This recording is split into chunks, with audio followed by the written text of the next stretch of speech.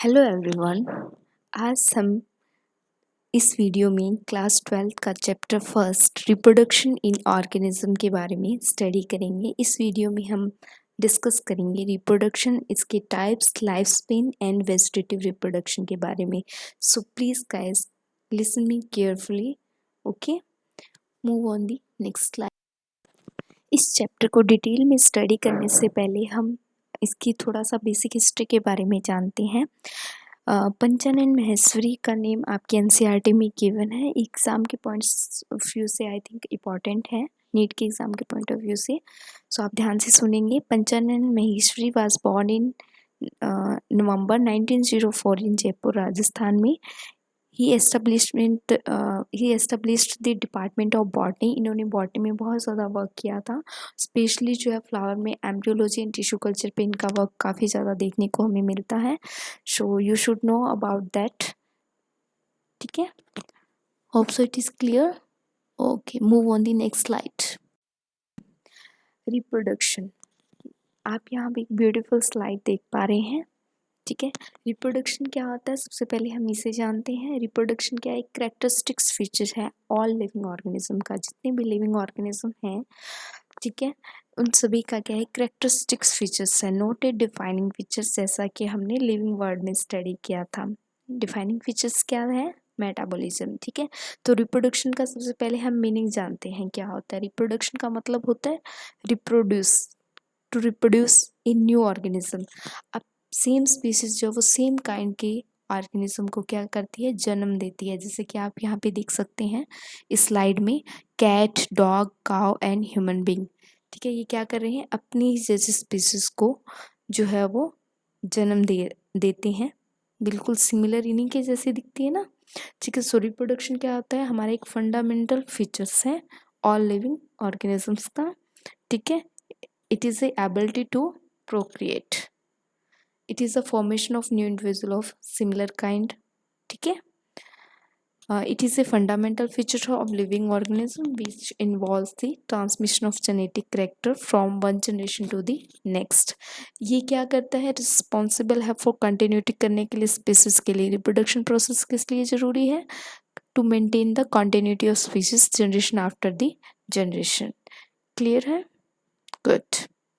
इसके बारे में it has a two statement, ये सेक्सुअल एंड सेक्सुअल रिप्रोडक्शन, जिसके बारे में हम नेक्स्ट स्लाइड में जो आगे हम बात करेंगे। इससे पहले हम बात करते हैं लाइफ स्पेन क्या होता है। सबसे पहले हम इसको जानते हैं। लाइफ स्पेन का मतलब होता है जन्म से लेके डेथ तक का जो पीरियड है उसको हम क्या कहते हैं? Life span. कोई भी ऑर्गेनिज्म है वो कितना लाइफ स्पेन जो है अपना जो है वो अर्थ पे स्पेन करता है, मतलब व्यतीत करता है। The period from birth to natural death of an organism is called its life span. ठीक है, लाइफ स्पेन जो होता है वो ऑर्गेनिज्म का वो कुछ मिनट से लेके जो है वो सेवरल थाउजेंड्स ऑफ ईयर्स तक भी हो सकता है। जैसे कि आप यहाँ पे स्लाइड में देख पा रहे हैं, नंबर ऑफ स्पीसीज को देख पा रहे हैं, जिसमें आप एलिफेंट, बर्ड्स, ठीक है, एनिमल्स को भी देख सकते हैं, फ्लावरिंग प्लांट को भी देख पा रहे हैं। तो इन सभी का क्या है? लाइफ स्पेन जो है वो डिफरेंट है। ठीक है, लाइफ स्पेन जो है वो कोरिलेट नहीं करता साइज के साथ। ठीक है, लाइफ स्पेन के रिगार्ड में हम जो है वो 4 स्टेजेस के बारे में भी समझेंगे। ठीक है, लाइफ स्पेन क्या है मैंने अभी आपको बताया। Period from birth to natural death of an organism. It has 4 stages. First stage is juvenility stage. ये स्टेज कौन सी होती है? इस स्टेज में क्या होता है? Organism develop the capacity to reproduce. ठीक है, कैपेसिटी आ जाती है रिप्रोड्यूस, मतलब आप ऐसा समझ लीजिए कोई बच्चा है, ठीक है, सो 5 टू मतलब उसके 1 टू 12 ईयर्स तक की एज जो है वो जुवेनिलिटी स्टेज में आ जाती है। ठीक है, सेकेंड स्टेज है हमारी मैच्योरिटी स्टेज। इस स्टेज में क्या होता है? Reproduction began during this stage. इस स्टेज में जो है वो फुली रिप्रोड्यूस कर सकते हैं, मतलब जो है वो इनमें फुल कैपेसिटी है to produce new young ones. ठीक है, एंड देन एजिंग, ये मेच्योरिटी के बाद की स्टेज है। एजिंग में क्या होता है? एजिंग ए प्रोग्रेसिव, ठीक है, deteriorations of the body of the organism, इसमें मतलब उसकी जो मैच्योरिटी है वो धीरे धीरे समाप्त होती जाती है, ठीक है, लॉस होता जाता है मैच्योरिटी का। और वो एजिंग, जैसे हम कहते हैं ना, आफ्टर 30 और 40 ईयर्स की एज के बाद जो है ह्यूमन बींग में एज बढ़ना स्टार्ट हो जाती है, मतलब उसकी उसे फिर हम यंग में काउंट नहीं करते, ठीक है, एज्ड में काउंट हो जाते हैं वो इंसान। सो सिनेसिस में मतलब क्या हो जाता है, अल्टीमेट अगर कोई प्लांट है तो परमानेंट है, ठीक है, वो डिसफंक्शनल हो जाएगा प्लांट, मतलब डेथ हो जाना, या किसी भी सिनेसिस का मतलब सिंपल भाषा में क्या है, डेथ फाइनली लीड्स, सिनेसिस के बाद में डेथ ही होती है। इस सिनेसिस की एज में मतलब वो इंसान बिल्कुल ही, अगर हमारे केस में बात करें तो वो क्या हो गया है, बिल्कुल ओल्ड, बूढ़ा हो चुका है, ठीक है, उसके पास ये तीनों जो अबव स्टेजेस दे रखे हैं उसकी कोई भी फंक्शनल एक्टिविटी नहीं है, ठीक है, बिल्कुल स्लो डाउन हो गया, उसकी सारी सेल जो है वो डेड होने लग जाती है, बिल्कुल कहते हैं ना बुढ़ापा आ जाता है इस स्टेज में, ठीक है। And then finally leads to the death. Death क्या होती है, ultimate termination of functional life, मतलब ऑर्गेनिज्म जो है उसने जितना अपना लाइफ साइकिल कंप्लीट करना था वो कंप्लीट के बाद में जो क्या होती है, डेथ ही सब हमारे जो संसार का संसारिक सच क्या है, यूनिवर्सल ट्रुथ है ना, डेथ। डेथ अगर किसी भी ऑर्गेनिज्म, अगर कोई ऑर्गेनिज्म इस अर्थ पे बना है, ठीक है, इस अर्थ पे पैदा हुआ, तो डेफिनेटली उसकी जो मौत है वो निश्चित है, ठीक है, सर्टेन है। Death is a certain except unicellular organism को छोड़कर, बाकी सभी की क्या है, डेथ जो है वो परमानेंट है, मतलब डेथ तो पक्का होगी। ये कुछ चार्ट्स बना हुआ है, लाइफ स्पेन दिया हुआ है अलग अलग कुछ ऑर्गेनिजम्स का, कि अलग अलग ऑर्गेनिज्म में कुछ अलग अलग लाइफ स्पेन देखने को मिलता है, जैसे मी फ्लाई में 1 डे, बटरफ्लाई में 1 to 2 वीक्स है, वीट प्लांट में 6 मंथ का लाइफ स्पेन है, क्रो एंड डॉग का 15 ईयर्स है। आप यहाँ पे देखो, क्रो एंड पैरेट का लाइफ स्पेन कितना है, 140 ईयर्स, जबकि क्रो का है 15 ईयर्स। दोनों का साइज तो ऑलमोस्ट सेम है, बट इनके लाइफ स्पेन में काफ़ी ज़्यादा डिफरेंस है, तो कोरिलेट नहीं करता, साइज कोरिलेट नहीं करता लाइफ स्पेन के साथ, ठीक है। और हमारा बनियन ट्री है वो, उसका लाइफ स्पेन कितना है, 200 ईयर्स। सेम वही बातें जो मैंने अभी आपको समझाई हैं इस स्लाइड में गिवन है, ठीक है। जैसे कि मैंगो ट्री का लाइफ स्पेन बहुत ज़्यादा शॉर्ट है as compare to the peepal tree. क्या चीज़ सर्टेन है, डेथ, ठीक है, death of each individual is a certainty, no individual is immortal, कोई भी अमर नहीं है इस संसार में, ठीक है। रिप्रोडक्शन के रिगार्ड में 2 स्टेटमेंट हम स्टडी करते हैं। There is no single mechanism of reproduction because of large scale diversity देखने को मिलती है हमें स्ट्रक्चर में, फिजियोलॉजी में, हैबिटेट ऑफ ऑर्गेनिज्म, इन सभी के बेसिस पे जो है वो ऑर्गेनिज्म एंड प्लांट जो है वो कैसे रिप्रोड्यूस करेगा, इसके बारे में हम देखते हैं। 2 स्टेटमेंट गिवन है आपको यहाँ सामने स्लाइड में, ए sexual reproduction and sexual reproduction, ठीक है, जिनकी स्ट्रक्चर बहुत सिंपल होगी, फिजियोलॉजी बहुत ही बहुत ही सिंपल होगी, हैबिटेट बिल्कुल नॉर्मल है, तो डेफिनेटली उनमें पॉसिबल होगी कौन सी, asexual reproduction. Sexual reproduction बहुत ज़्यादा एडवांस्ड एंड कॉम्प्लेक्स ऑर्गेनिज्म में हमें देखने को मिलती है, ठीक है। एसेक्सुअल रिप्रोडक्शन में कैसा रिप्रोडक्शन, कैसा प्रोसेस होता है, इसमें क्या होता है, किसी भी तरह की गैमेट की फॉर्मेशन नहीं देखने को मिलती, ना ही कोई गैमेट फ्यूज़ होते, इसमें सिंगल पेरेंट इन्वॉल्व होता है प्रोड्यूस करने के लिए नंबर ऑफ प्रोजेनी, मतलब एक सिंगल पेरेंट ही जो है वो बच्चे पैदा कर सकता है इसमें, ठीक है। वो सिंपल प्लांट और एनिमल्स, लोअर ऑर्गेनिजम्स होते हैं जिनमें इस टाइप का जो है वो एसेक्सुअल रिप्रोडक्शन पाया जाता है। सेक्सुअल रिप्रोडक्शन जो होता है वो बाईपेरेंटल होते हैं, 2 पेरेंट्स इन्वॉल्व होते हैं, इसमें फॉर्मेशन होती है गैमेट की एंड गैमेट फ्यूजन होते हैं, गैमेट फ्यूजन होता है ऑफ अपोजिट सेक्स, ठीक है। और इस टाइप के रिप्रोडक्शन को हम क्या कॉल करते हैं, sexual reproduction. Hope so it is clear. E sexual reproduction को हम थोड़ा सा और डिटेल में जानते हैं। फर्स्ट ऑफ ऑल तो हमें पता है कि सेक्सुअल रिप्रोडक्शन में क्या है, एक यूनिपेरेंटल है, only single parent involve in it, ठीक है। सिंगल पेरेंट जो है वो नंबर ऑफ प्रोजेनी, मल्टीपल जो है वो प्रोजेनी प्रोड्यूस कर सकता है। So it is a mode of multiplication in which new individual develop from a single parent without involving क्या चीज़ इन्वॉल्व नहीं होती इसमें, गैमेट, ठीक है, और किसी भी अगर इसमें फ्यूज़न होगी तो सेक्स सेल्स की फ्यूज़न होगा, मतलब ठीक है, involving the production and fusion होता है सेक्स सेल्स का, मतलब अलग अलग हैप्लॉइड प्लांट बॉडी से सेक्स सेल फ्यूज़ होके कोई नया ऑर्गेनिज्म बना देगी। अदरवाइज जो है इसमें एक सिंगल प्लांट ही इन्वॉल्व होता है, सिंगल पेरेंट ही इन्वॉल्व है मल्टीप्लिकेशन प्रोसेस के लिए, ठीक है। मियोसिस इसमें नहीं होती। एसेक्सुअल रिप्रोडक्शन में क्या है, there is no meiosis. And all division जो होती है कैसा नेचर होता है उनका, माइटोटिक नेचर की होती है।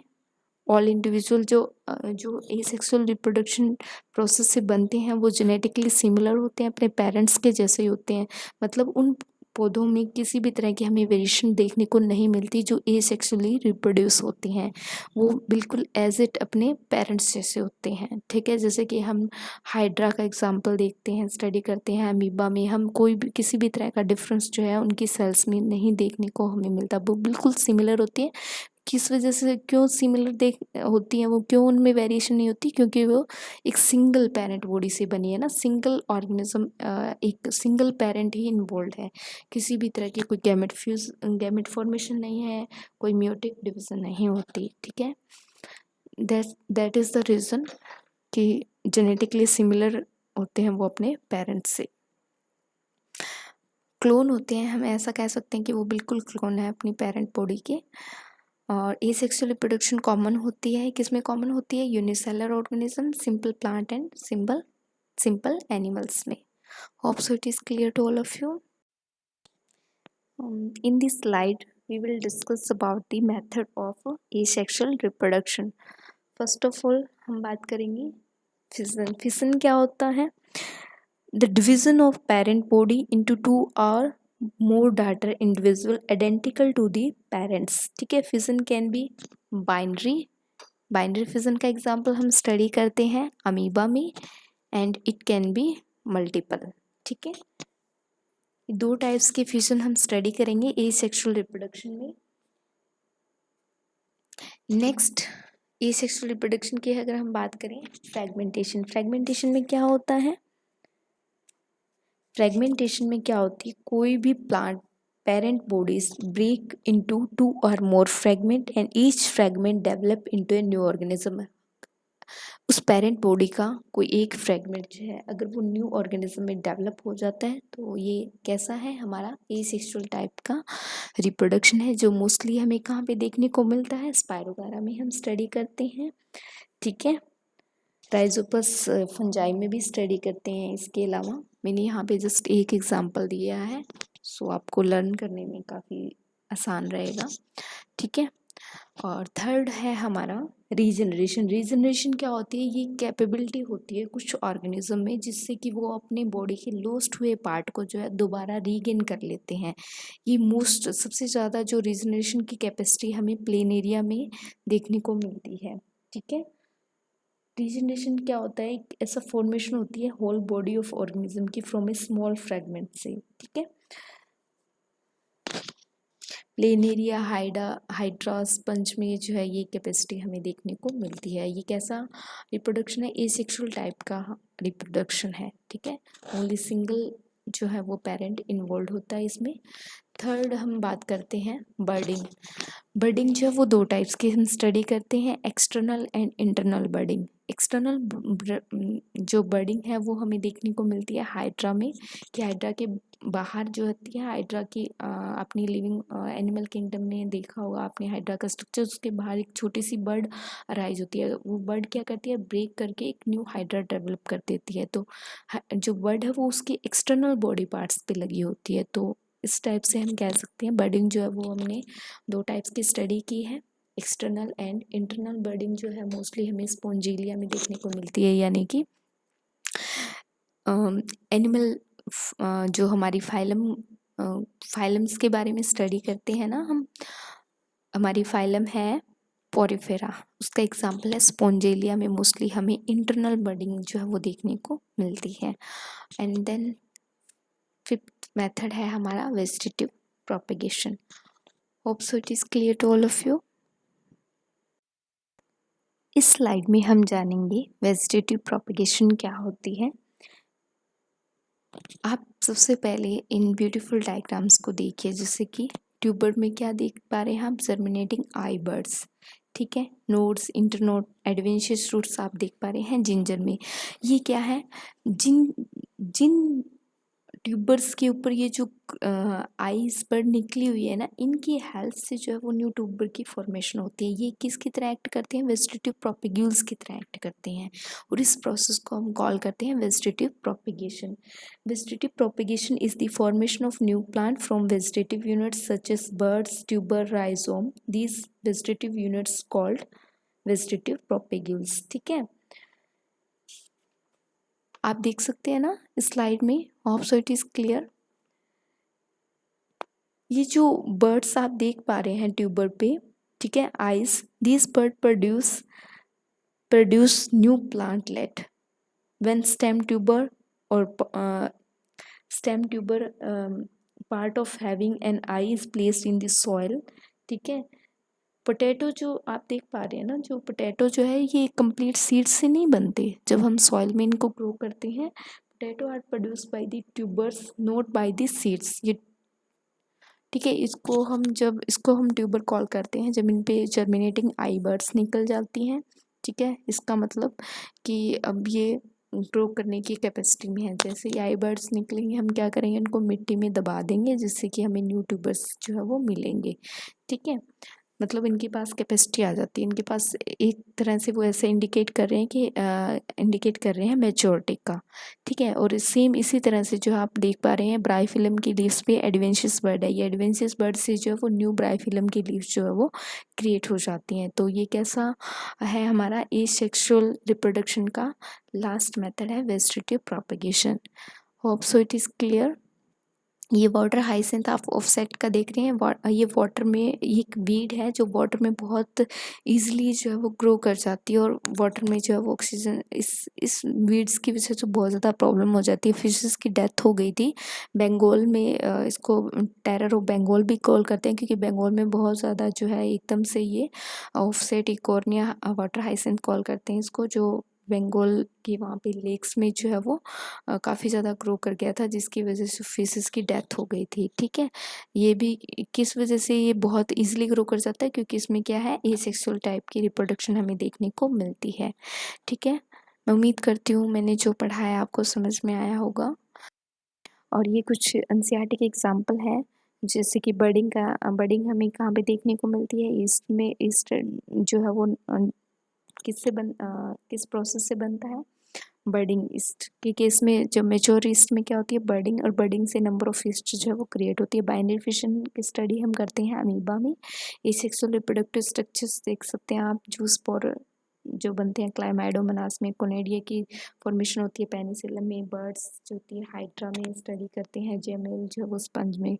सो मैं उम्मीद करती हूँ कि मैंने जो भी समझाया आपको समझ में आया। अगर आपको कोई डाउट है तो आप मुझे कमेंट करके पूछ सकते हैं। थैंक